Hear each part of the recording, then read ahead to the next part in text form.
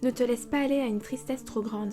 Je ne suis pas un époux méprisable parmi les immortels. Je suis le frère de Zeus le Père. Si tu restes ici, tu commanderas à tout ce qui vit, à tout ce qui rampe. Tu auras les plus grands honneurs parmi les immortels.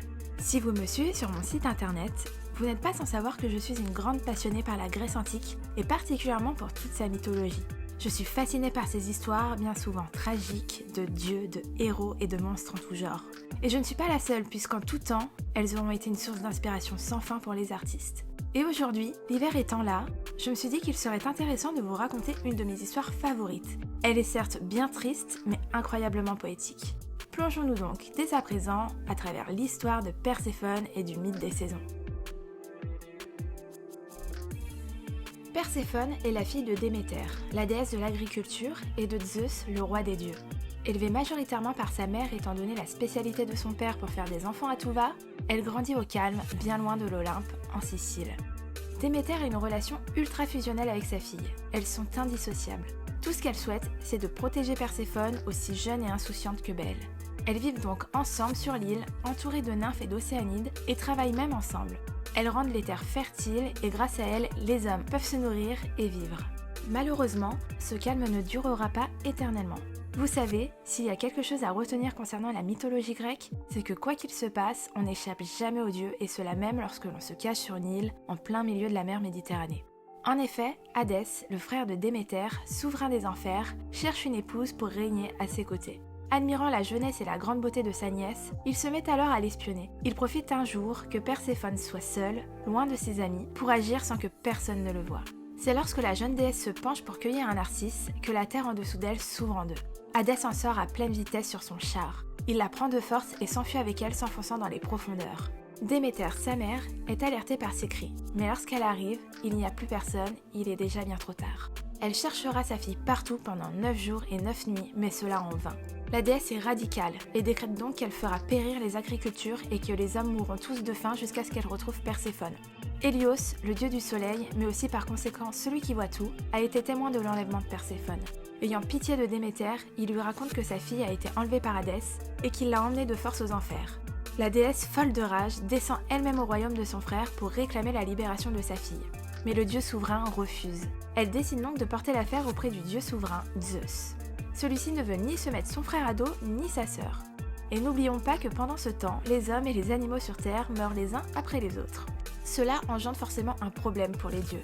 Les sacrifices ainsi que les prières cessent petit à petit et ça n'arrange pas du tout leurs affaires. Car en réalité, sans les prières des hommes, ils ne sont rien. Déméter est folle de rage. De son côté, Hadès affirme que Perséphone a goûté à la nourriture des enfers. Elle aurait mangé quelques grains d'une grenade et la loi est très claire. Toute personne ayant mangé aux enfers ne peut rester sur Terre. Mais la colère de Déméter terrassant petit à petit les hommes, Zeus doit trouver une solution le plus vite possible. Il décide donc de faire une entorse au règlement et proclame que pendant 6 mois, Perséphone pourra vivre auprès de sa mère sur la Terre, mais que le reste du temps, elle devra régner sur les enfers auprès d'Hadès. Déméter négocie et réussit à gagner 2 mois de plus avec sa fille.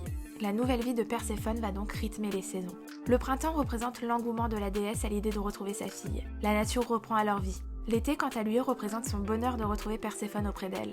L'automne symbolise l'appréhension, la peur de la séparation.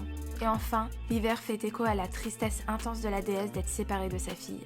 Les cultures cessent alors. On peut donc se demander à quoi ressemble la vie de Perséphone aux enfers. Que devient-elle dans ce monde souterrain ? Perséphone devient donc la reine des enfers. Et ce monde aura quelques répercussions sur le caractère de la jeune fille. Dans les mythes, elle est décrite comme intransigeante et sans pitié. Elle fait front commun avec son mari.